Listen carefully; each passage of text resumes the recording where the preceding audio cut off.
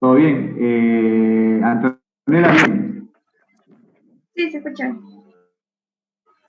Montivero, también. ¿Montivero? Buen día, Inge. Sí, sí, se escucha.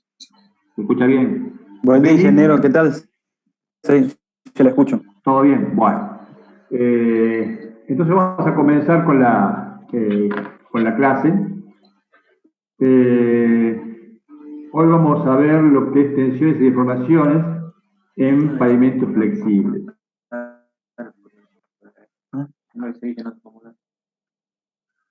Hola.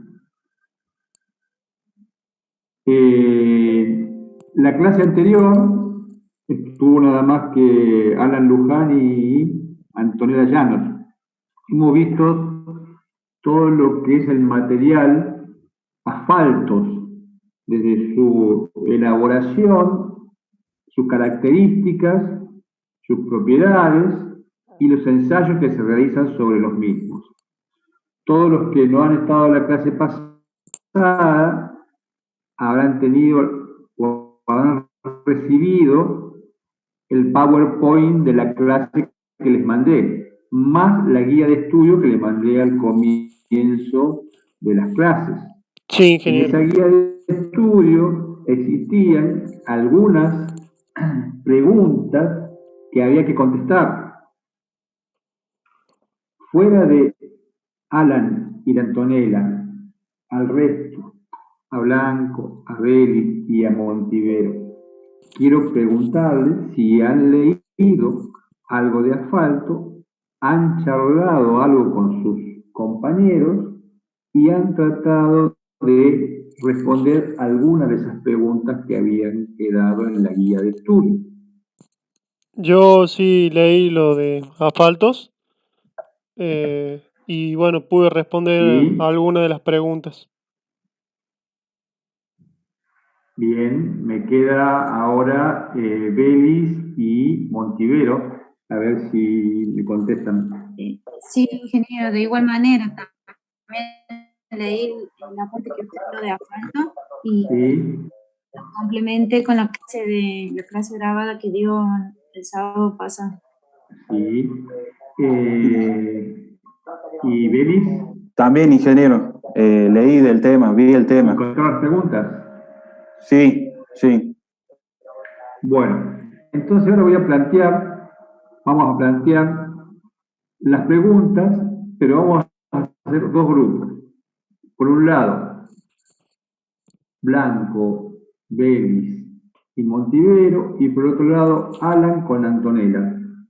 Y quisiera que lean la pregunta, por ejemplo, Blanco, que vos la leas la pregunta, la primera pregunta que aparece en la guía de estudio, las traten de contestar y lo discutan con Antonella y con Alan.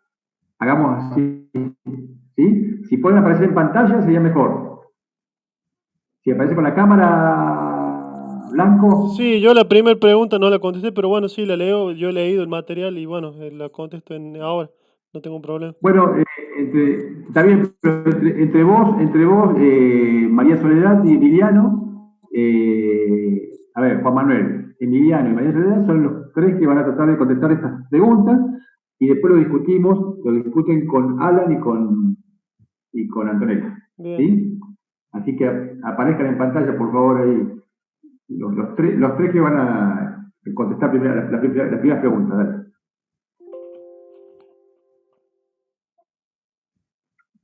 ¿Quién va a compartir pantalla, chicos? ¿Sole o Emiliano? Ingeniero, disculpe, no tengo habilitada la cámara para poder salir. ¿Quién habla? Emiliano. Emiliano. Bueno, pero entonces, bueno, a ver, Juan Manuel, Sí, ingeniero. si va vos la voz cantante, en todo caso, pero me interesaría que entre los tres respondan, como estuvieran charlando en un bar, contestando las preguntas, busquen la respuesta y se la plantean ahora a Antonella y a Alan a ver qué dicen ellos. Bueno, Y yo escucho. la primera pregunta, por lo menos la leo para que lo vamos viendo. Dice: el alumno deberá investigar en la bibliografía puesta a su disposición en clase o en biblioteca cómo se realizan ambos procesos, con qué fin y qué tipos de asfaltos se obtienen, refiriéndose a los procesos que recibe el residuo de reducción directa cuando se somete a procesos de un tratamiento con solventes o a soplado con aire o oxidación. Sí. Bueno, Y la otra pregunta que sigue, esa sí haciendo. la respondí. La segunda pregunta dice, espere, dice: de acuerdo a lo visto en petróleo y lo mencionado precedentemente en asfalto, contestar las siguientes preguntas. ¿Qué tipo de comportamiento tendrán los siguientes asfaltos? Un asfalto proveniente de crudos de base asfáltica, un asfalto proveniente de crudos de base mixta y un asfalto soplado. Fundamental respuesta.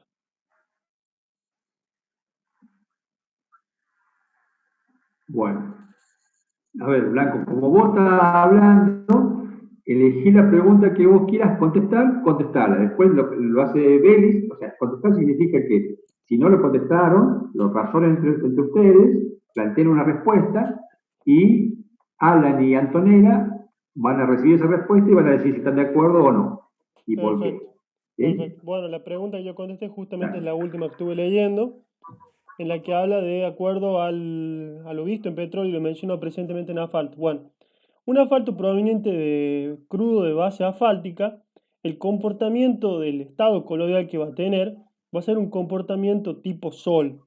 ¿Por qué? Y yo fundamento mi respuesta en la composición que tiene la base asfáltica. La base asfáltica tiene una predominación de hidrocarburos aromáticos y el asfalto, según la composición, según Pfeiffer, según el comportamiento coloidal que tiene asfaltenos y maltenos.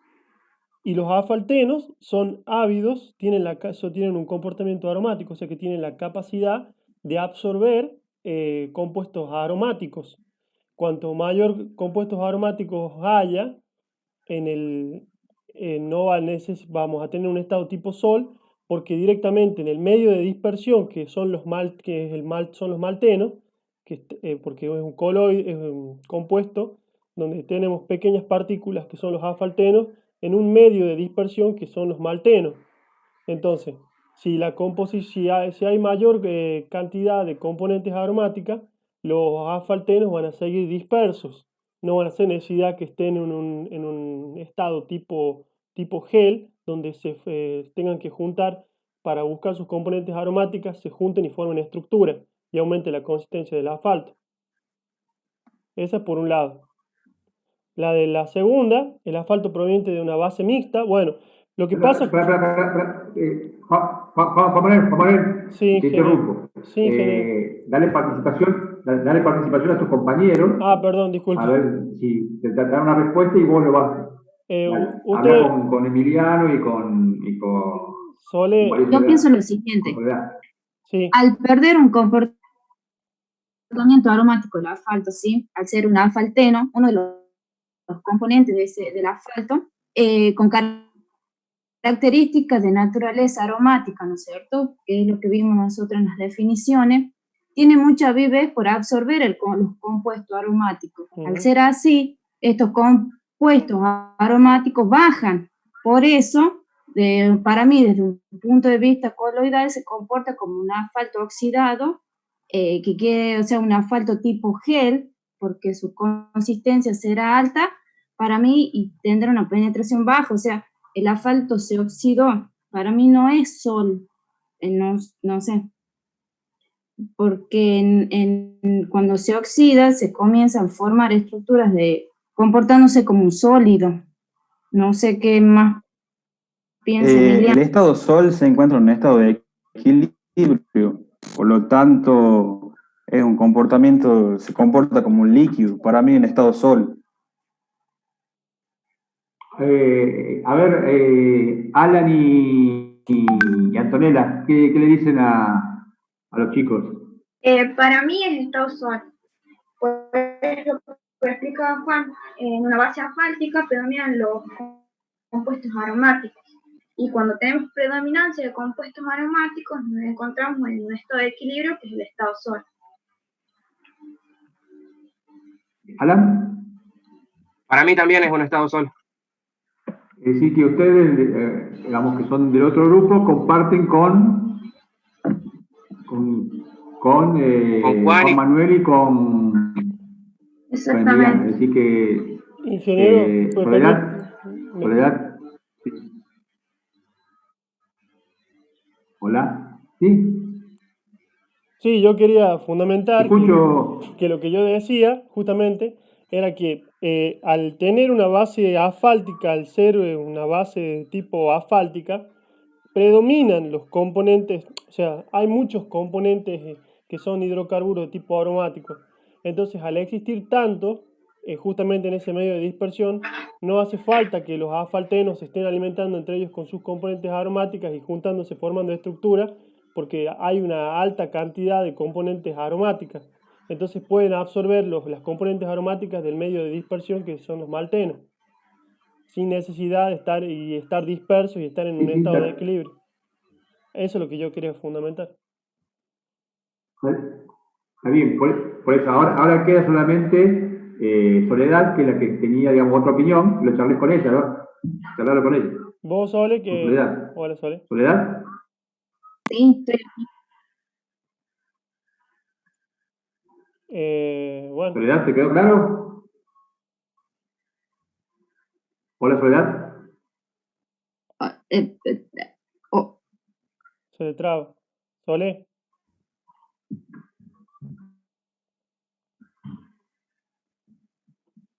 ¿Soledad? Se está como entrecortando, profe. Sí, se está entrecortando, sí.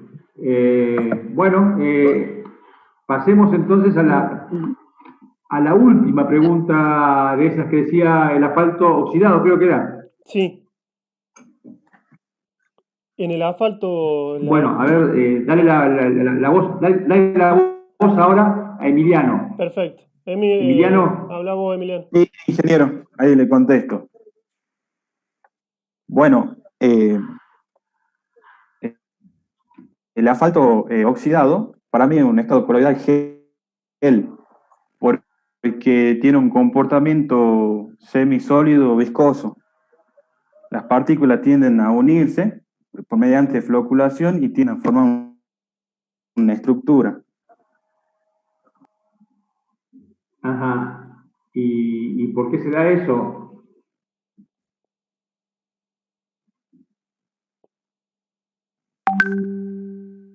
Alan, ¿le puedes aportar algo vos al otro grupo?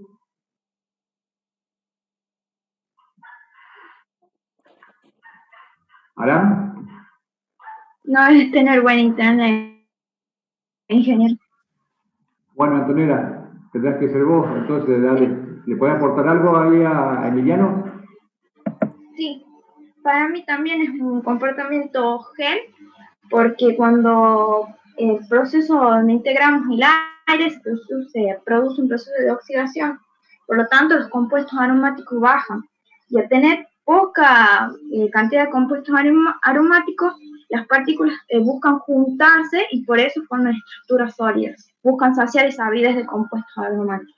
Sí, ahí dijiste bien algo y te faltó una partecita, acordate, los compuestos aromáticos bajan y ¿qué aumentan? Los asfaltenos. Claro, es decir, encima tenemos más asfaltenos. Sí. Juan Manuel. ¿Ingeniero? ¿Me escucha? Sí, te escucho. ¿Sabe qué se me hace? Me confundí la pregunta porque a lo que acaba de contestar Antonella es lo que yo le estaba explicando. No sé qué, yo no escucho bien los audios, se corta lo que hablan. Está bien. Y bueno, lo importante es que te haya quedado claro. ¿Sí? Sí. Bueno, Juan Manuel, ¿querías participar? No, Juan Manuel, que querías cuando participar, se querías decir algo. producía cuando se produce este proceso de oxidación, que el soplado con aire es insuflarle aire al residuo, al asfalto de reducción directa, se produce un proceso de deshidrogenización, o sea que se comienzan a reducir los componentes, los hidrógenos, los átomos de hidrógeno. O sea, ya a nivel químico estoy hablando. Y ahí decíamos lo que decía Antonella, que claro. Bajaban los compuestos aromáticos. ¿Así era, Antonella? ¿Antonella? Sí, ¿Cómo dijiste vos? Que los ¿Cómo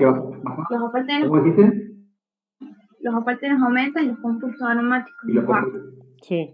Exactamente. En ese cuadro, la situación que describías vos hace rato es la opuesta, porque, digamos, tengo muchos asfaltenos y encima hay menos compuestos aromáticos, entonces se van a tender a juntar más porque hay poca oferta, digamos, para plantearlo así en un lenguaje burdo. Sí. Porque los compuestos aromáticos son menos y hay muchos asfaltenos que buscan compuestos aromáticos. Entonces, bueno, se van a atraer entre ellos. Entonces, ese proceso de oxidación, el comportamiento se da tipo gel. El asfalto oxidado tiene un comportamiento tipo gel con obviamente un aumento de la consistencia. Bueno, ahora hagamos al revés. Alan y Antonella habíamos visto las últimas preguntas de la guía de estudio. ¿Cuáles eran? A ver, Antonella, Alan. Sí, a ver, creo que me salté. No, sí. La pregunta dice, vinculando la forma de flujo de iluminación se puede establecer. Y veamos, a ver, ¿qué relación puede establecer, chicos? Y según el comportamiento... Analizando el comportamiento riológico y coloidal. Claro. En el comportamiento reológico tenemos la forma de fluir newtoniana y la forma de fluir compleja. Veíamos que si el flujo se caracterizaba por el comportamiento newtoniano, se podía tomar como un parámetro la viscosidad. Y si se caracterizaba por un tipo complejo, ahí tendríamos que tener en cuenta la temperatura y el tipo de aplicación de la carga, porque la viscosidad era variable. ¿Qué dijiste al último, Antonella? Que tiene que tener la temperatura y qué? Y el tipo y el tiempo de aplicación de la carga. La temperatura y el tiempo de aplicación de la carga, ¿no? Y el tiempo de aplicación de la carga. ¿Alan está conectado, Alan? Sí, me parece que no tiene buen internet, porque como dijo al principio, la casa se le corta. Sí, estaba conectado recién. Profe, estoy renegando un poco con el internet, escucho todo medio entrecortado. Medio que no llego a la clase, no lo llevo al día. Fíjate, Alan, a ver, hola. Sí, se lo escucho, ingeniero. Alan. No, Alan. Ah, disculpe. Sí. Alan, que recién apareció. Hola. Alan. Bueno, se nos queda Alan sin.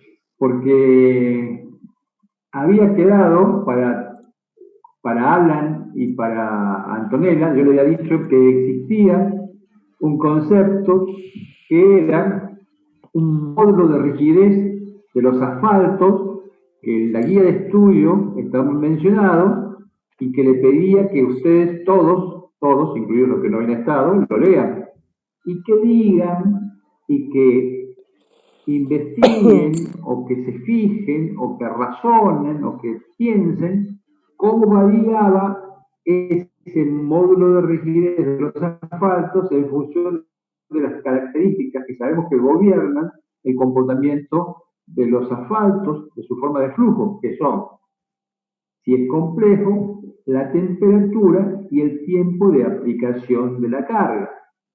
Cómo variaba ese stiffness, que es la relación entre tensiones y deformaciones, que es similar a un módulo de elasticidad en este caso aplicar los asfaltos, pero que obviamente que las condiciones van a depender de la temperatura y del tiempo de aplicación de las cargas. Le pedí yo a Alan y a Antonella que lo razonaran, lo pensaran. Eso se hace y se extrapola al resto, obviamente. Así que no sé si han visto, han charlado algo. Así que, bueno, Antonella, que vos es la que podés hablar. Antonella. Sí, Antonella. ¿Qué fue? ¿Puedes aparecer No. en cámara, Antonella, o no? ¿O no puedes aparecer? Sí. ¿Me escucha? Alan. Sí, en el tema del módulo de rigidez, yo la verdad no llegué a ver mucho. Antes vi lo que dice la guía, no busqué más información. Sí, ¿pero pensaste algo? La verdad que no llegué a verlo ayer a la noche y lo dejé ahí al tema. Pensé que lo íbamos a ver más en clase. No, la idea era que lo piensen ustedes. ¿Antonella? Sí, yo también leí lo de la guía y... ¿Me Y escuchan? punto. Sí, te escucho. Y punto. No pude buscar más porque estuve renegando con la clase anterior. Bueno, y Juan Manuel, vos que no estuviste, pero leíste algo de la guía y Sí, leí de la guía te transmitieron el tema este de la... y busqué una información, me pareció muy interesante eso y eso estoy buscando para abrirlo, para verlo justamente, pero bueno, ahí lo busco y lo veo bien, porque estaba muy bueno, la verdad, es de un ingeniero chileno, creo Está bien, pero que... independientemente de lo que buscaste y lo que investigaste, Sí. ¿qué conclusión sacaste del módulo de rigidez? O sea, ¿a qué Que el te módulo, llevó en función de esto que decimos? que el módulo de rigidez, que uno que considera que puede ser equivalente al módulo elástico para lo que es un material sólido, pero acá nosotros en el Ajá, cálculo de este módulo de rigidez, cuando se sí, introduce la velocidad de la carga, la temperatura de trabajo, la consistencia y la velocidad, entonces estamos hablando que no solamente depende de propiedades mecánicas, como hablamos, la parte geológica, sino también estamos hablando ya de la parte constitutiva del propio material. ajá, Eso es ajá. lo que yo pude entender, pero más o menos eso es lo que a mí me A ver, quedó más o claro. sea, evidentemente, digamos, esta relación entre tensiones y deformaciones va a depender de, así como el flujo depende de el tipo de flujo, depende, entre otras cosas, de Temperatura, el por tiempo de ejemplo. aplicación de la carga. Claro, Obviamente también va a depender de la temperatura porque el asfalto varía su consistencia en función de la temperatura, es decir, que ese stiffness va a variar en función de la temperatura y del tiempo de aplicación de la carga. A bajo tiempo de aplicación de la carga tendrá un valor, una forma de comportamiento. A alta tiempo de aplicación de la carga tendrá otro comportamiento. A bajas temperaturas tendrá un valor, a bajas temperaturas otro valor. claro. Es decir, a ver, para hacerlo más sencillo, si lo pensamos ahí, ahora, digamos, sin entrar demasiado en el concepto, Lo a que bajas temperaturas el asfalto tiene más o menos consistencia. a baja A temperatura, alta temperatura alta temperatura tiene tiene más o menos consistencia. En función de eso, ustedes ya pueden ir teniendo un... menos, no, ¿Cómo? A mayor a mayor temperatura, menor temperatura, consistencia. menor consistencia. Claro, entonces ustedes ya viendo y fijándose que la consistencia varía con la temperatura, obviamente que el stiffness, que la relación entre la tensión y la deformación, tendrá que tener una diferencia en función de la temperatura. Y el tiempo de aplicación de la carga, acuérdense que ustedes que cuando el fluido era complejo, para bajo tiempo de aplicación de la carga, había en el comportamiento viscoelástico, había una componente elástica. Pero para elevado tiempo de aplicación de la carga ya comenzaba a haber una componente plástica Sí, y la componente viscosa. Entonces, en función de eso, ustedes tendrían que analizarlo para ustedes. A ver, casualmente yo a propósito no puse esa diapositiva, que es en la que podría graficar el stiffness en función de la temperatura y el tipo de aplicación de la carga. Me interesa que ustedes lo razonen. ¿Por qué? Porque de todo lo que han visto, quiero que saquen un razonamiento o razonen el tema del stiffness, porque esto me permitiría a mí ver que ustedes cierran un poco el tema y viendo cómo varía este comportamiento del asfalto en función de las temperaturas y el tipo de aplicación de la carga. Yo les pediría, no lo cerramos ahora porque veo que han leído, Juan Manuel ha investigado y ha leído, pero el resto ha leído muy poco. Entonces yo les pido que lo armen y la clase que viene, antes de comenzar, necesito que ustedes hagan esto. Ustedes lo ponen en un papelito, en una hojita, una carilla, a lo sumo 2, le sacan una foto y me lo mandan al grupo. ¿Sí? Antes de la clase. Antes de comenzar la clase que viene. ¿Sí? Yo tenía, profe, la imagen, como usted nos había preguntado cómo se graficaba esa variación del stiffness en función, yo iba a responder que era con el nomograma de Van der Pol. Ajá, está bien. Yo te pido, ahora, como digamos, acá veo que vos investigaste y estuviste, el resto todavía no lo he leído, a mí me interesa que lo razonen y lo piensen. En una carillita justifican cómo varía la temperatura en función del stiffness, en función de la temperatura y tipo de aplicación de la carga. Si hacen un gráfico, hagan un gráfico esquemático, obviamente, y marcan ahí cómo varía el comportamiento en función del tiempo y la temperatura de la aplicación de la carga. Y una breve explicación. En una carilla, o 2, a lo sumo, me mandan la foto antes de que comience la clase, es decir, o el día anterior, el viernes a la noche me mandan la foto. O sea, cada uno, ¿no? Independiente. Uno independiente del otro. Cada uno con su propia foto. ¿Sí? ¿Está? Sí, profe. Y la clase que viene, yo lo recibo. Si veo algo que merezca comentario, lo charlamos al final de la clase que viene. ¿Está? Ahora vamos a comenzar, no sé cuánto tiempo nos queda de la reunión, para que no se corte. Pero... a ver.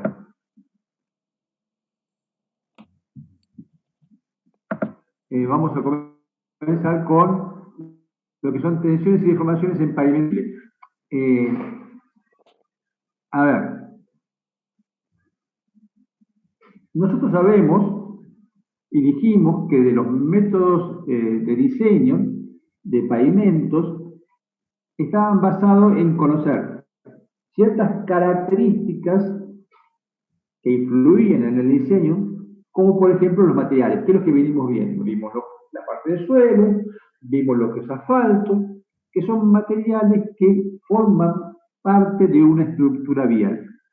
Ahora bien, esos métodos de diseño van a estar relacionados, obviamente, con el comportamiento de estos materiales, con la capacidad de resistir la acción formante y destructiva de las cargas, y obviamente que en los pavimentos flexibles, nos acordamos la primera definición que dijimos que un pavimento flexible está constituido por capas de resistencia decreciente con la profundidad, de forma tal que tensiones y deformaciones que llegan a las subbasantes sean admisibles para ellas, pero que cada uno de ellas, las tensiones y deformaciones que se producían en cada una de esas capas, también sean menores a las admisibles para cada una de esas capas.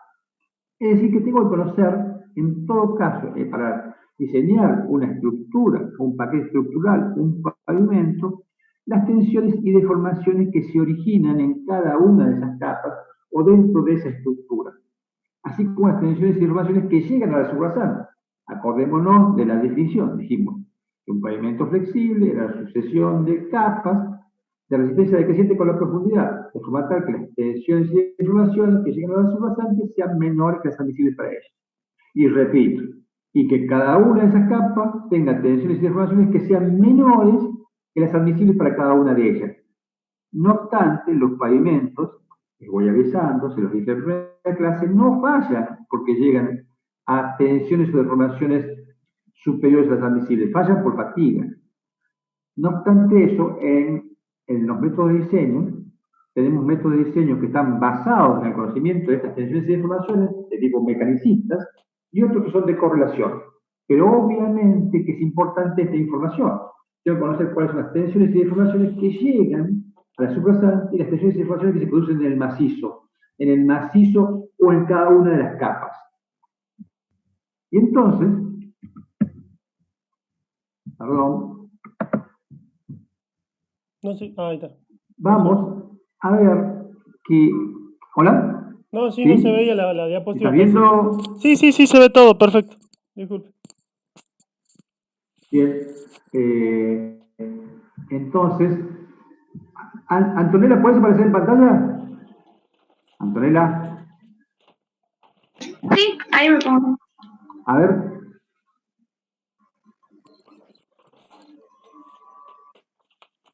Hola, Antonella. Sí. Escúchame, Antonella. Vamos a establecer así como en la dinámica esta de la clase, establecer como de vuelta dos grupitos. Uno liderado por Juan Manuel y otro liderado por Antonella. ¿Sí? Y vamos a plantear después de la clase, o sea, después de algunos temas, esta discusión entre ustedes, o esta charla entre ustedes. O sea, va a ser Antonella con Montivero y con Alan, por ejemplo, y Emiliano con Juan Manuel. ¿Sí? Y vamos a plantear la discusión de algunos temas. Yo les voy a dejar alguna pregunta y ustedes van a discutir entre ustedes. Por eso les quiero en pantalla a ustedes dos, a Juan Manuel y a Antonella, como para que ustedes son los que lideren y coordinen esas discusiones entre ustedes. ¿Está? ¿Está claro? Sí, ingeniero. ¿Juan Manuel? Sí, ingeniero. Listo. Estoy escribiendo por eso. Bueno, entonces, está bien. Entonces, el primer intento por conocer tensiones y deformaciones se debe a Boussinex, que estudió las tensiones en un medio homogéneo. ¿Cómo era este medio homogéneo? Era un macizo homogéneo, único, isótropo, elástico y semi-infinito. Se analizó por una carga puntual. Por una carga puntual, inicialmente se analizaron cómo eran las tensiones a una determinada profundidad. ¿Se ve la flechita? Sí. A una determinada profundidad y a una distancia R del eje. Con coordenadas X, Y y Z tengo tensiones verticales y tensiones horizontales. Lo primero que analizo, como dije, es un macizo semi-infinito, o sea, de espesor semi-infinito. Y la tensión vertical para esta carga tiene esta expresión que tenemos aquí.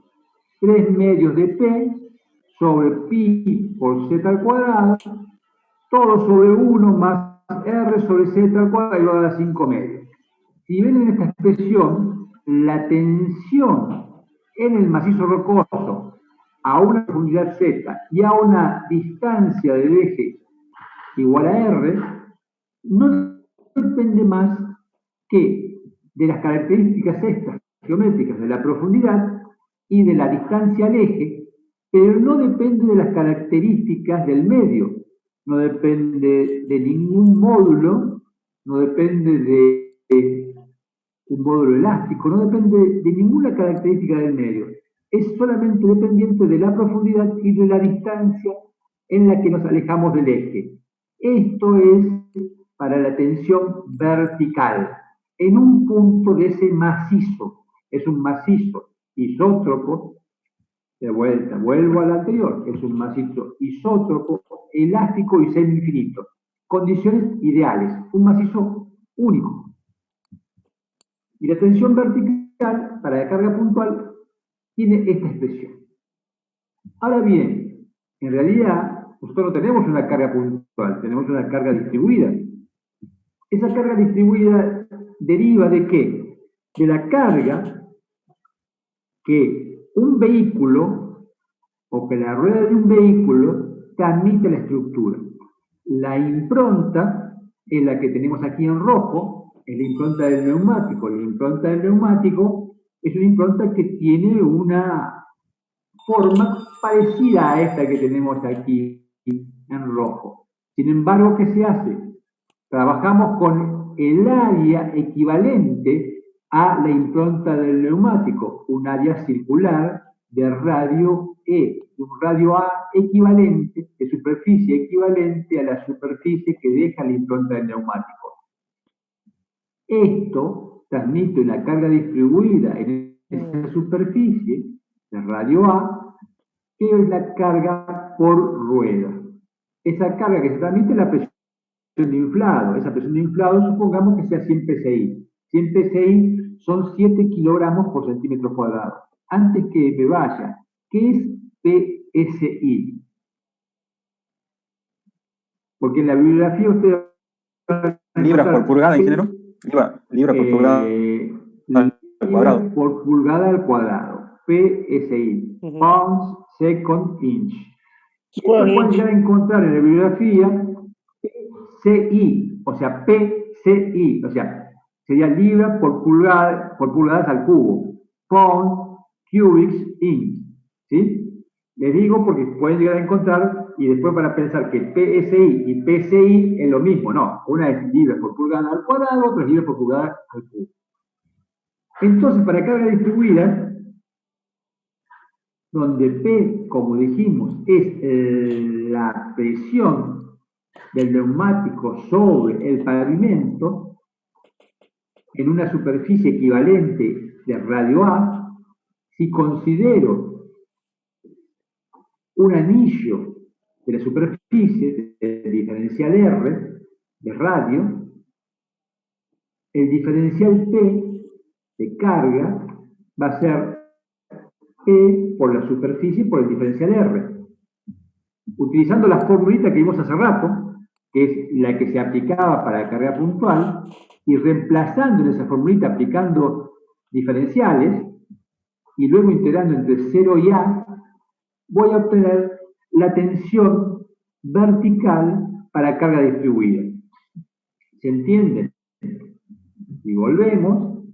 Lo que hago es tomo un anillo circular, un diferencial, la carga que corresponde a ese anillo, utilizo la formulita a la que arribamos para la tensión a una profundidad Z y a una distancia R, le aplico o reemplazo en función de la carga que corresponde a ese anillo y luego integro entre 0 y A, o sea, entre 0 y el valor máximo del radio, y obtengo la tensión para carga distribuida, que tiene esta expresión, que nuevamente es independiente de las características del material, solamente depende de la profundidad. Y esta tensión que tengo aquí es la tensión en el eje para carga distribuida.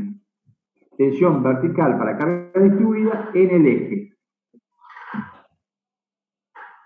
Si analizamos el bulbo de presiones en función de la profundidad para carga uniforme, tenemos esta figura. En función de la profundidad, estableciendo los valores de presiones que llegan a una profundidad igual al radio, igual a 2 veces el radio, igual a 3 veces el radio, tenemos que el valor que llega en el eje es el 60% de la presión, es decir, de la carga por rueda, el 30% de la presión o el 15% de la presión. La acción de la carga produce una presión a una determinada profundidad que va disminuyendo a medida que nos vamos alejando del eje. La presión disminuye en función de la profundidad y también disminuye en función de que nos vamos alejando del eje. La distribución es prácticamente 45 grados. Si vemos esto en el gráfico siguiente, estamos viendo que, nuevamente lo mismo, a medida que aumenta la profundidad, la presión que va llegando disminuye, pero también disminuye en función de que nos vayamos alejando del eje. Y tiene, como vimos, una distribución que es prácticamente 45 grados. Las tensiones horizontales, sigma X, sigma Y, igual que los esfuerzos de corte máximo y las deformaciones elásticas, las tenemos expresadas en las formulitas que tenemos aquí. Sigma X y sigma Y sí dependen del módulo de Poisson, igual que el esfuerzo máximo de corte, en la tau máxima, que también dependerá del módulo de Poisson. Analizando la tensión vertical en función de la profundidad,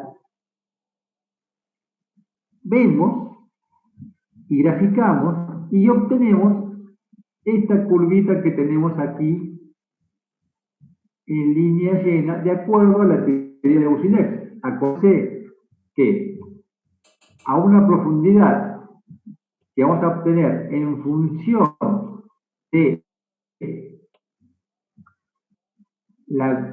del espesor, es decir, una vez A, dos veces A o tres veces A, 20%, 40%, 60%, 80%, 100% que tienen aquí, es porque la tensión vertical está expresada como un porcentaje de la presión aplicada. Vamos a obtener una curva de este tipo. Acuérdense que a una profundidad igual a A era el 60%, igual a 2A era el 30%, igual a 0,15 de A era igual a 0,15%. Entonces tengo una curva como la que estamos viendo aquí. En la teoría, esta es la curva. Esta curva fue validada porque se hicieron ensayos colocando las células en el macizo homogéneo y se obtuvo que la curva real es la punteadita que tenemos aquí, que es muy aproximada y muy parecida a la curva teórica. Esta curva punteada valida a esta curva teórica. Las tensiones realmente medidas con células ubicadas dentro del macizo a determinadas profundidades me dio la validez de esta curva que tenemos aquí, que es la distribución de presiones en función de la profundidad. De tensiones verticales. Estamos hablando de tensiones verticales. ¿Sí? ¿Alguna duda? ¿Alguna pregunta de aquí? A ver, grupo de Antonella, comandando el grupo tuyo, Antonella. ¿Tenés alguna pregunta o alguna pregunta a la gente de tu grupo? Por ahora no, yo voy entendiendo. ¿Juan Manuel? No, ingeniero, por el momento no, tampoco. ¿Está todo perfecto? Bien. En cuanto a la tensión horizontal, la distribución es la distribución de este tipo.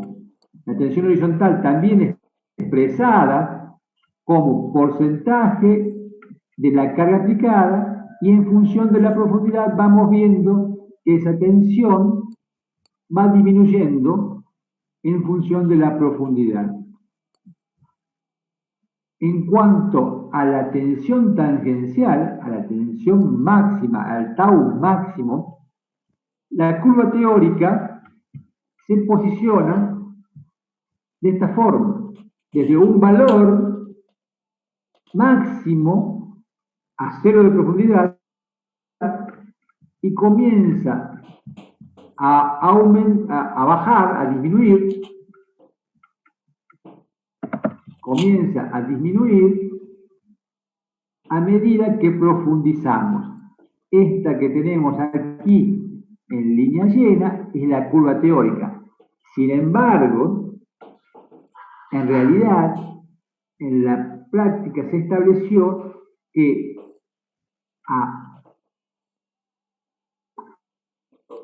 el comportamiento se alejaba de este comportamiento teórico y el comportamiento real es el que está dado por la curva punteada. Por lo tanto, la curva que obtenemos realmente es esta punteada más esta curva que tenemos aquí en línea llena. Esta es la curva real que me indica cuál es el valor del tau máximo. Y el tau máximo se hace máximo a una determinada profundidad. Es decir, tau va aumentando hasta que toma un valor máximo a una determinada profundidad. En este caso está marcado 0,71 de el radio de aplicación de la carga, 0,71 de A. Fíjense que en las ordenadas tenemos la profundidad expresada en función del radio de aplicación de la carga, 2A, 4A, 6A. ¿Sí? Esta formita de la curva, recuérdenla para lo que vamos a ver más adelante. Bueno, estos son diagramas que indican cómo las curvas que vimos precedentemente varían en función de cómo nos vamos alejando del eje. Cómo nos vamos alejando del eje. No solamente con la profundidad en el eje, sino cómo nos vamos alejando en el eje, cómo se distribuyen esas tensiones. Esto lo vamos a pasar porque en realidad es más engorroso de leer. Hasta ahí estamos con la teoría de Boussinesq, que me permitía establecer la tensión en un macizo ideal de un espesor infinito o semi-infinito, es decir, desde la superficie hacia abajo, tengo un espesor infinito de un material único, isótropo, homogéneo, condiciones ideales.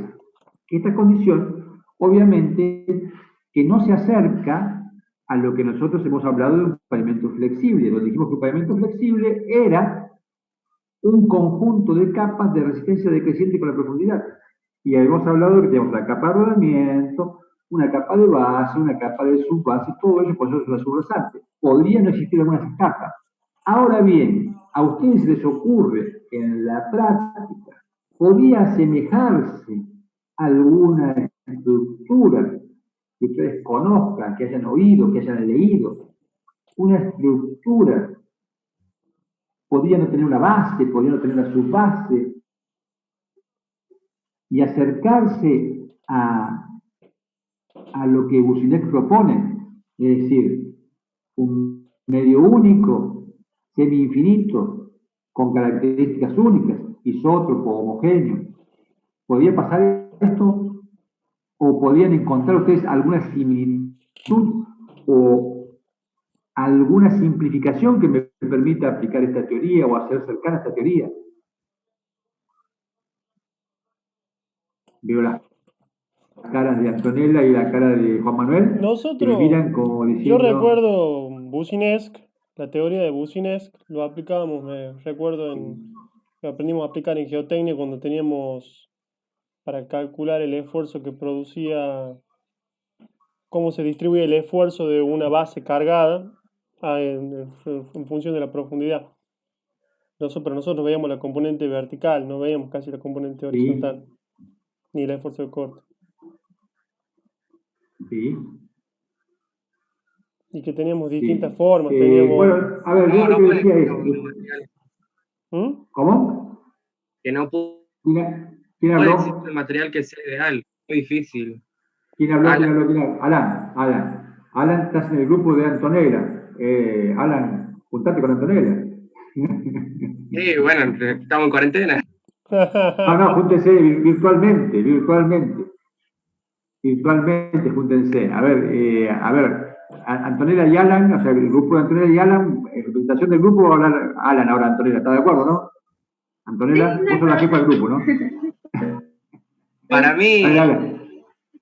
mí no puede haber un material que sea ideal y que cumpla con todos los requisitos. Es muy difícil que pase eso. Son materiales teóricos que después con, correcciones y cosas así lo vamos modificando y llegando a un valor más real, digamos. Está bien, pero la simplificación, digamos, que yo le planteaba era, podían hacer caso, y miren, el caso podía ser, en la práctica, podría darse el caso de que yo tenga una capa de rodamiento, por eso dije, le saco la base y saco la subbase, una capa de rodamiento prácticamente sin espesor, y hacia abajo tuviera un firme natural, granular, de un espesor muy importante, una capa muy importante, de características homogéneas. Es decir, yo tuviera, supongamos, no sé, 3 metros de un material, y por encima estuviera un tratamiento bituminoso simple, es decir, casi sin espesor, y podría casi comportarse como el Boussinesq lo indica, es decir, a 3 metros de profundidad, capaz que podría tener tensiones que dependan exclusivamente de la profundidad y del radio. ¿Por qué? Porque el espesor es muy importante con respecto a la prácticamente nada, el espesor del filme natural, el granular, con respecto a lo que es el espesor del tratamiento bituminoso. Entonces, podría llegar a aproximarse, pero como dijiste vos, Alan, es una situación ideal, prácticamente imposible de encontrar. Pero sí sirve como antecedente para otras teorías, como por ejemplo la teoría de Burmeister. Burmeister ya analiza las tensiones en un medio no homogéneo, y su hipótesis es que hay dos capas. Una primera capa de espesor igual al radio del área cargada, y la segunda capa es semi-infinita. Y las tensiones e informaciones ahora ya van a ser dependientes del material. Van a depender del módulo E, del módulo de Poisson y del espesor de cada capa. Las tensiones y deformaciones que se van a producir dentro de ese macizo en las capas van a ser dependientes ya de los materiales, no como en el caso anterior donde era independiente del material. Y así obtenemos que la distribución de Burmeister y Boussinex presenta diferencias.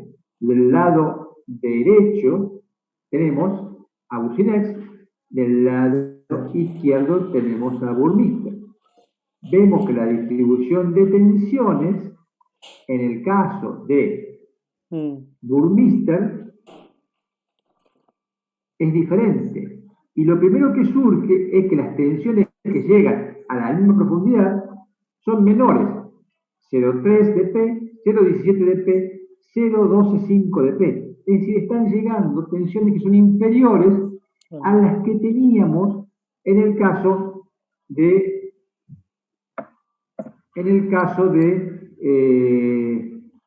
Boussinex, donde a la profundidad A llegaba a 0,6 dp, es el 60% de la presión del inflado, y aquí, en el caso de Burmeister, vemos que para una relación modular igual a 10, llega un valor de 0,3 dp. Es decir, a la derecha está Burmeister, a la izquierda está Boussinex. A la izquierda está Boussinex, donde dice que la relación modular entre las capas superior e inferior es 1, porque estamos hablando de un solo macizo. En el caso de la derecha, estamos hablando de que la relación modular entre la capa superior y la capa inferior es igual a 10. Entonces vemos que en ese caso las tensiones que llegan son inferiores. Veamos cómo es esto. Tengo el área cargada, tengo una capa de módulo E, módulo elástico E, módulo de Poisson mu1, y espesor H1. Ese espesor va a ser igual a A en este caso. La segunda capa semi-infinita, E2, U2, y H2 semi-infinito, o infinito. Si represento esa tensión vertical en función de la profundidad, dijimos que ahora, volvemos al concepto que vimos anteriormente, las tensiones y deformaciones dependerán del módulo E, del módulo de Poisson, del espesor de la capa. Dependen de los valores de E. Y fundamentalmente vemos en la primera de estas diapositivas que si a la izquierda tengo Boussinex, donde la relación entre el módulo de la capa superior y la capa inferior es igual a 1, porque en realidad siempre hablábamos de una sola capa, tengo un comportamiento. Cuando la relación de módulos E1 y E2 es mayor a 1, es decir, el módulo de la primera capa es mayor que el módulo de la segunda capa y es 10 veces el módulo de la segunda capa, en ese caso las tensiones, vemos de esta distribución, que las tensiones bajaron. Si esto pasó, lo primero que se me ocurre a mí, en este gráfico que tengo aquí, donde en ordenadas voy a poner la profundidad en función del radio del área cargada, y en abscisas la tensión vertical en porcentaje de la presión por rueda, o la presión de inflado, voy a tener aquí que para Boussinex, cuando la relación modular entre la capa superior y la capa inferior es igual a 1, es decir, tengo un solo material, voy a tener una curva que ustedes ya vieron, que la vimos al principio, ¿se acuerdan? Cuando dijimos que había una curva que se había establecido por Businet y se ratificó a través de experiencia con células de macizo rocoso, que nos dio la validación de esa curva, y una curva similar a esta, ¿sí? Ahora bien, si la relación modular es como la que estaba en el ejemplo, E1 sobre 2 igual a 10, ¿cómo será la curva de la tensión vertical en función de la profundidad? ¿Cómo la dibujaré? ¿Cómo será? En ese caso, tengo una curva de este tipo, que no es otra cosa que respetar los valores que vimos al principio. En un caso era 60% para A, 30% para 2A. En el otro caso era algo así como 30% para A, ¿sí? 30% para A y 0,17, algo así para 2A. ¿Sí? Esto es lo que vimos en la distribución de presiones de acuerdo a la comparación entre Businex y Bullwister. Y entonces la tensión vertical resulta que es esta curva que tenemos aquí. Ahora bien, si yo tuviera este caso donde la relación modular es muy importante, E1 sobre 2 ya no es 10, es 100. ¿A dónde estará la curva roja que tiene que aparecer ahora? ¿A dónde estará? A ver, el grupo de Antonella y el grupo de Juan Manuel. ¿A dónde estará? Podés dialogar en el grupo, ¿no? Pueden dialogar. Vos, Juan Manuel, podés darle participación a Emiliano y vos, Antonella, a Alan y a Soledad, ¿no? ¿Quieres hablar, Emiliano?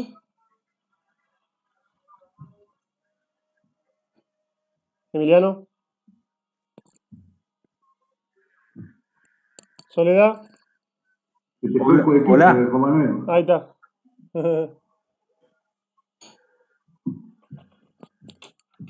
¿Y?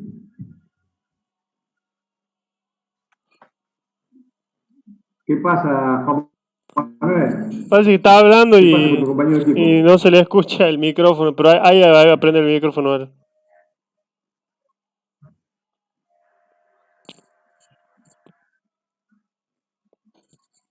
Ahí conteste, espero, profe.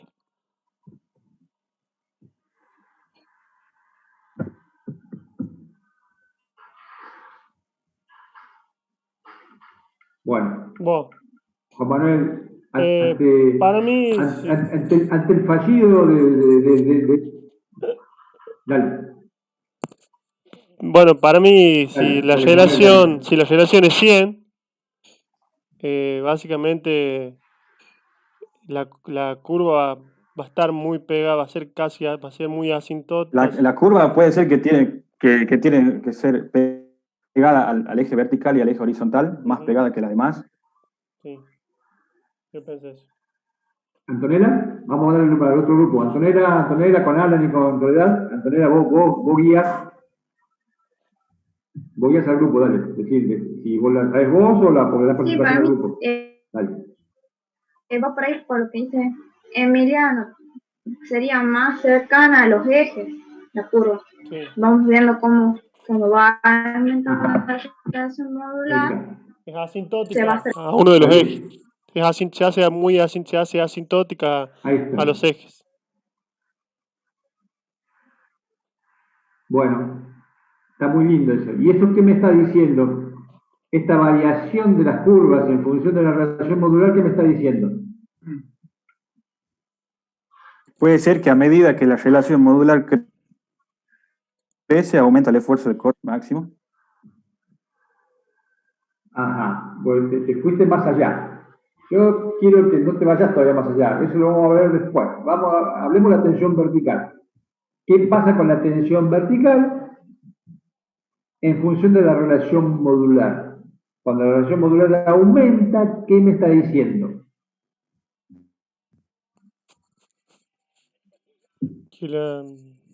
Traten de manejarse en grupo, ¿no? O sea, Emiliano, si tenés alguna, vos la hablás con Juan Manuel, o sea, y dar una contestación. Lo mismo Antonella con Alan y con... Aquí que lo manejen en grupo. O sea, como para que la respuesta tenga una respuesta conjunta de estos grupos que están formando acá. Cuanto mayor es la relación modular, la capa superior toma mayor esfuerzo, ¿puede ser? ¿Hablan conmigo o con Juan Manuel? En general. No, hablar con Juan Manuel. Ah, bien. Se sube una respuesta entre ustedes y... Bien. Ya te llamo, Emiliano. No, ahí, acá. Hablen acá. Hablen acá, pero discutan entre ustedes primero. Y una vez que ustedes estén de acuerdo, me dicen, sí, estamos de acuerdo. Bien. ¿Estás de acuerdo, Juan Manuel, lo que dijo Emiliano?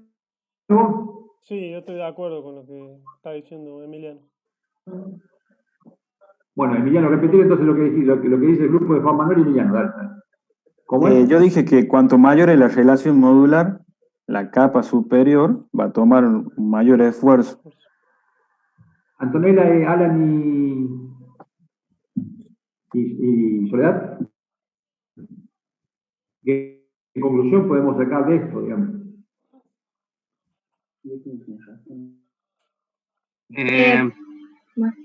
Yo creo que cuanto mayor es la relación, menor va a ser la variación que va a tener el esfuerzo en cada una de las capas. No sé si está de acuerdo. Se concentra más en menor profundidad esa presión. No se transmite más abajo como en los otros casos. Si no, sería en menor profundidad.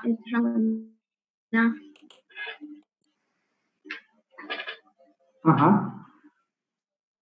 O sea, es decir, las tensiones que llegan a la capa inferior van a ser más pequeñas.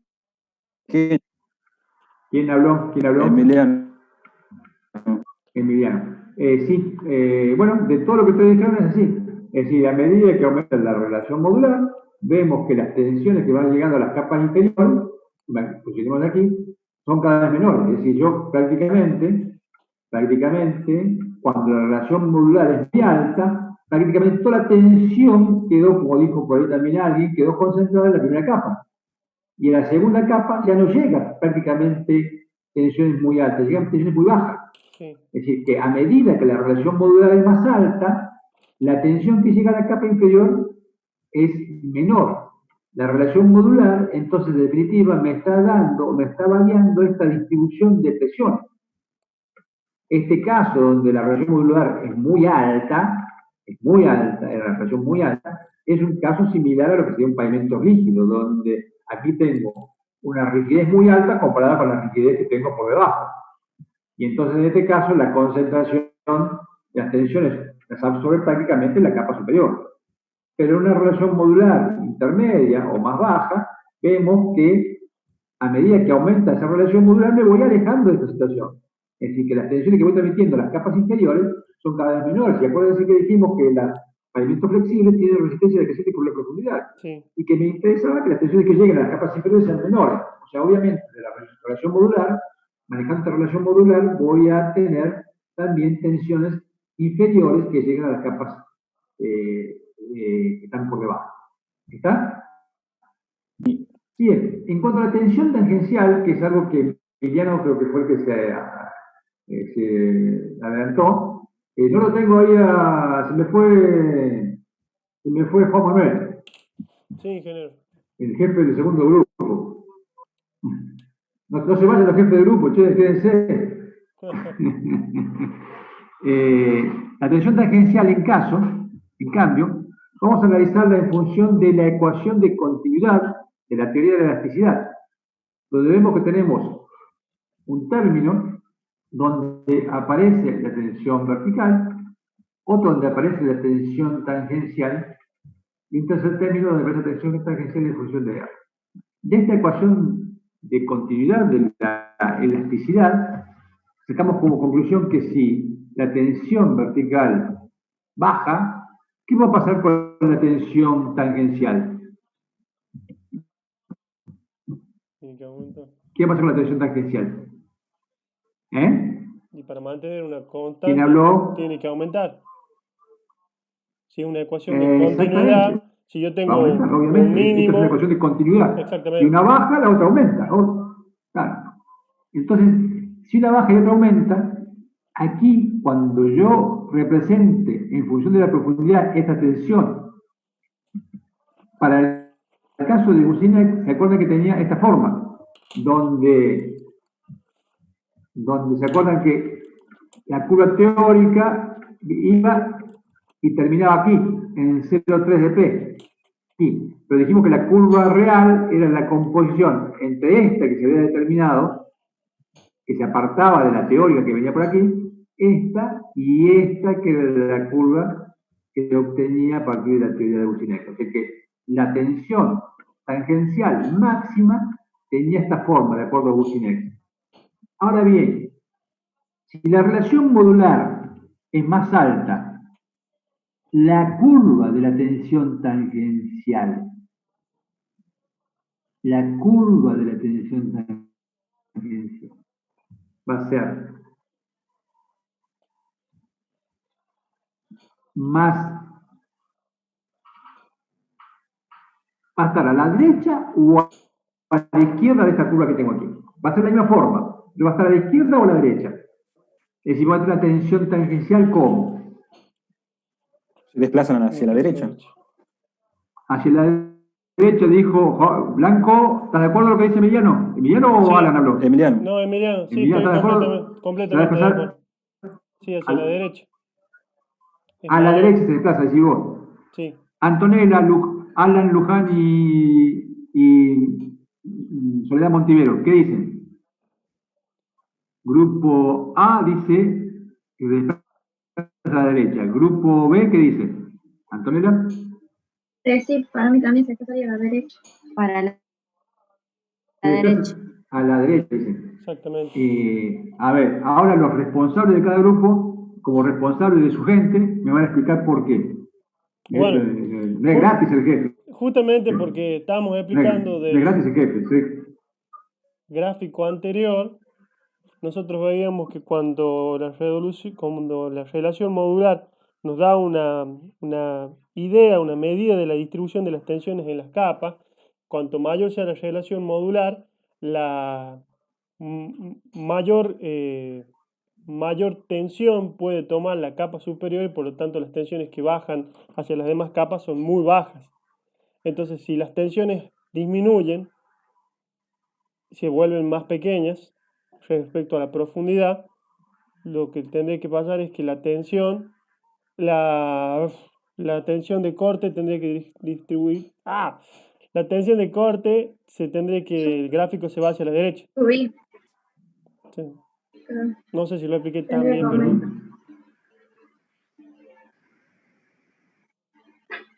¿Está bien? Antonella también. Sí. Está bien. Me trabé un poco, perdón. Está bien. Estamos totalmente de acuerdo.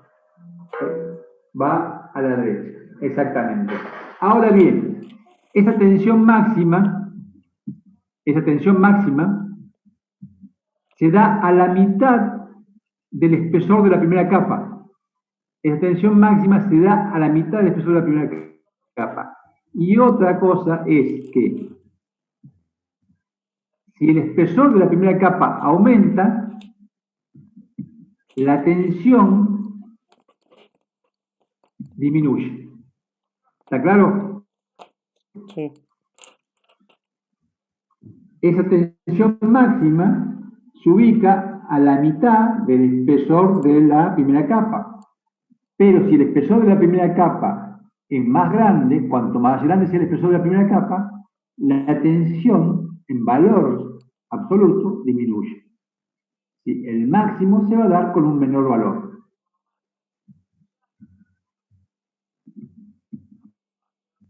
Bien, las deformaciones son las que tenemos aquí.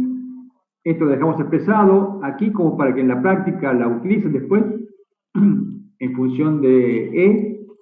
y de un factor adimensional que tienen ahí, pero esto lo van a ver en la práctica. Y vamos a pasar ahora a la teoría multicapa, porque hasta ahora hemos analizado una situación ideal de un macizo homogéneo, isótropo, semi-infinito, una situación en donde tenemos dos capas, una capa de un espesor determinado, pero en realidad una capa del espesor, inicialmente empezamos con una capa de espesor igual al radio del área cargada, pero después pasamos a una capa de espesor variable, que es la primera capa, y después la segunda capa dijimos que era semi-infinita. Pero los pavimentos, como dijimos, son multicapa. Una capa de rodamiento, una capa de base, una capa de subbase, todo ello pues es una subrasante.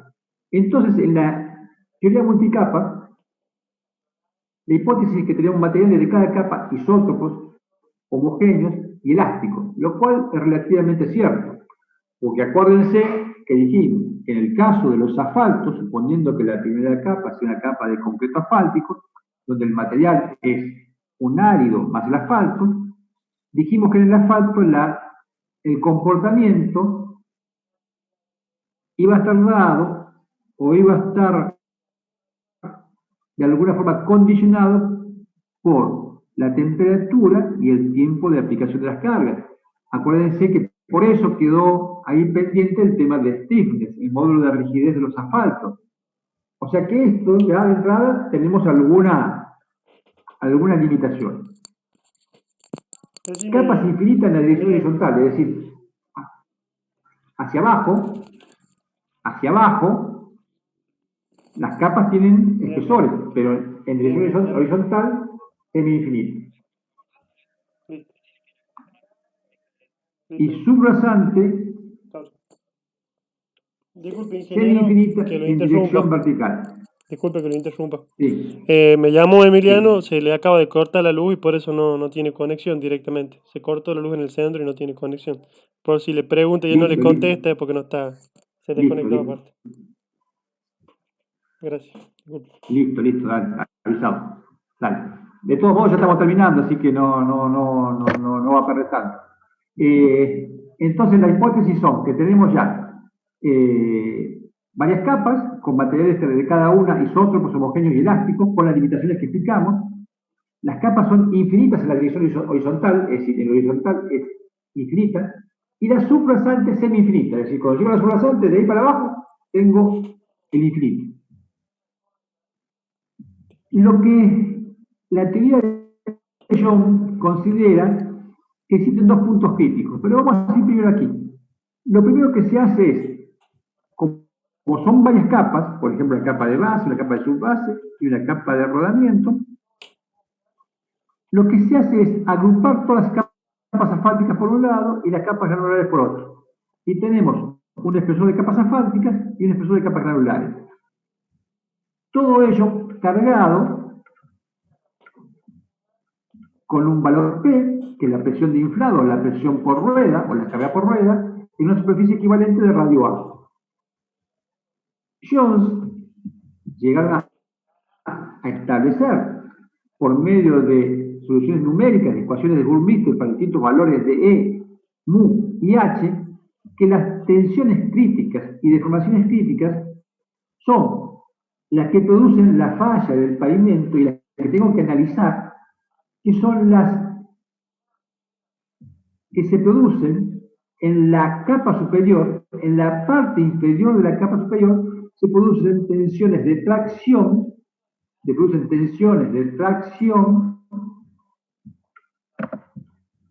que para producir la falla del pavimento. ¿En dónde? En la capa superior.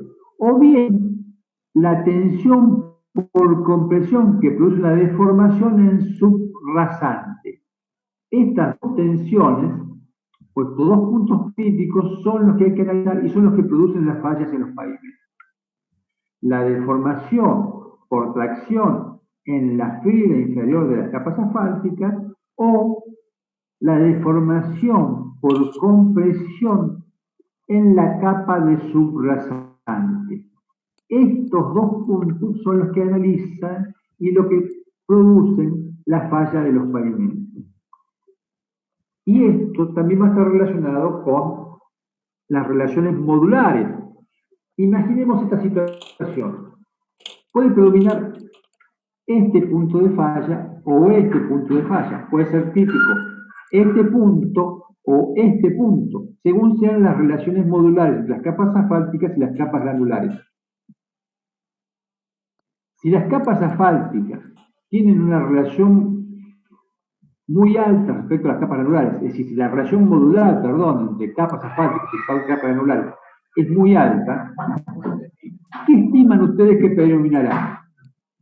¿Esta situación o esta situación? Juan Manuel, Antonella. ¿Puede repetir, disculpe, si las capas granulares? Si la relación modular entre capas asfálticas y capas granulares es muy alta, es decir, si el módulo de las capas asfálticas es mucho más alto que el de las capas granulares, predominará o será preponderante esta situación o esta situación.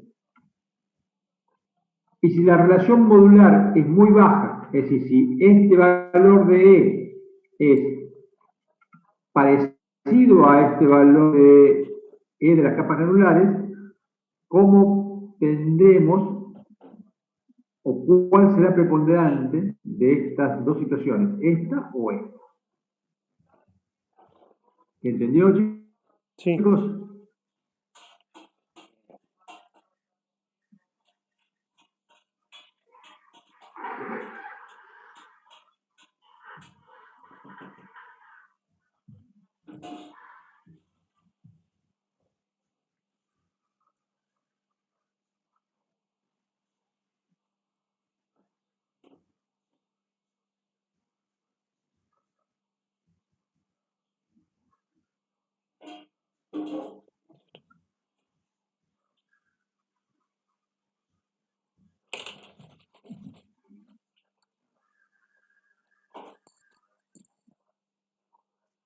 Antonella, Juan Manuel no te puede ayudar a nadie vos, porque se fue Emiliano, pero sí. Antonella vos te puede ayudar a Alan y Soledad. Así que bueno. Si el módulo de la capa asfáltica es más grande, para mí va a predominar la tracción en esta capa. Espera un poquito. Siempre el módulo de la capa asfáltica va a tener que ser mayor que el módulo de las granulares, porque la relación modular siempre va a tener que ser mayor que 1. Acuérdense que cuando vimos la distribución por Burmeister, hablamos que con la relación modular era igual a 1, estábamos en la situación como la de Bucinex. Sí. Siempre la relación modular es mayor a 1. No puede haber inversión de módulo, no puede haber el módulo de las capas inferiores ser mayor que las capas asfálticas. No puede ser, siempre va a ser mayor. Ahora, lo que estoy preguntando yo, si la relación modular de las capas asfálticas o las capas granulares es muy alta, predomina esto. Si la relación modular no es tan alta, es decir, los módulos de uno y otro son parecidos, la relación modular es más baja, predomina esta situación de tensiones de tracción o de tensiones de compresión, que es otro tipo. ¿Qué predomina en un caso o en otro? Imaginemos la relación modular igual a 10 y una relación modular igual a 2. ¿Qué predomina? Si la relación modular es muy alta, predominan para mí las tensiones de tracción. Ajá. Y si es más baja, predominan las de compresión abajo. Por lo que vimos recién en el gráfico, que al aumentar la relación, se concentran las tensiones en la capa superior. Estoy de acuerdo. Está de acuerdo. De todos modos, acuérdense que las que se concentraban en ese momento eran tensiones verticales. Pero efectivamente, si tu respuesta tiene digamos, es así. Es decir, acuérdense que las tensiones que se concentraban en la capa superior eran tensiones verticales, ¿se acuerdan? Claro. Es decir, quiere decir que la tensión vertical que llegaba aquí era muy baja, con lo cual quiere decir que aquí abajo va a llegar una tensión aún más baja, con lo cual, evidentemente, esta situación es la que más me va a importar. Claro, que tiene tensión muy alta, claro. La tensión de tracción que se va a concentrar en la capa superior, porque esto en realidad es más rígido. Imagínense algo que sea muy rígido sobre algo que tenga una rigidez muy baja. Obviamente que esto toma todos los esfuerzos y la tensión de tracción en la que la inferior es la más importante. Si resulta que esto se deforma en conjunto con esto, capas asfálticas y capas granulares, obviamente que las tensiones verticales que van a llegar aquí abajo van a ser más importantes. Y la relación modular entre una y otra es muy baja. Entonces, ahí sí, de acuerdo a lo que vimos con las tensiones verticales que van a llegar aquí abajo van a ser todavía más importantes que la que sería si la relación modular fuera más alta. Y entonces ahí sí predomina esta situación de la deformación por compresión a nivel de subrasante. Y esto lo vamos a tener en cuenta luego en los métodos de diseño que vamos a ver más adelante. El método Yale se basa en analizar esta situación, estas dos situaciones, las tensiones por tracción en capas asfálticas y la tensión por compresión en subrasante. ¿Está? Bueno, chicos, Sí. no se cortó esta vez, no sé qué ha pasado, que no se cortó la sesión, pero bueno, mejor. Nos vemos la próxima, chicos. Lo que sí, la próxima ya nos juntamos y no se olviden el tema del stiffness, de que todos me tienen que mandar hasta el día viernes a la noche una foto de la carilla que ustedes presenten, el gráfico y el fundamento de cómo va el stiffness en función de la temperatura y del tiempo de aplicación de la carga. Eso me va a servir a mí para, en todo caso, repreguntarles. No es que ustedes me lo dejan ahí, me quedo conforme, lo copiamos. No, entiéndanlo. Ustedes tienen que entenderlo, para que después lo charlemos eventualmente. ¿Está? Listo, ingeniero. Nos vemos la próxima. Nos vemos la próxima. Sí, Bueno, ingeniero. profe, ¿Quién habla? creo que lograron aumentar las clases a 3 horas, pero creo que tiene que hablar usted con la gente que está manejando esto para que solucionen el tema de sexto año y para que empiecen a grabar las clases. Creo que en realidad eso lo hicieron. ¿No se grabó la clase de ustedes la clase pasada? Sí. La mayoría de las clases no están grabadas, creo que hay una sola Ninguna grabada clase. en lo que es el, Pero lo que es ustedes el pueden campo. grabar. Ustedes Nosotros sí ¿no? lo podemos grabar, pero creo que la página, o sea, la UTN está manejando esto también. Por eso ahora duran 3 horas, creo, las sesiones y ellos pueden grabar directamente y lo van subiendo a internet. Está bien, pero lo más importante es que Por lo eso. puedan grabar entre ustedes, porque que ustedes lo puedan grabar y en todo caso, como pasó la clase pasada, quedan 2 y que el resto lo pudo ver porque ustedes lo grabaron, ya está. Ustedes somos en total acá en la sesión somos siempre 7. Ustedes son 5 o 6 y yo, y somos 7. O sea que en realidad que ustedes 6 tengan la clase, ya con eso basta. Después el resto, si la universidad lo puede grabar, mejor, pero si no, ahí marchamos bien. Bien. ¿Ah? Nos vemos la próxima. Nos vemos la Hasta próxima, luego, ingeniero. bien. Hasta luego. Buen fin de semana para todos. Igualmente.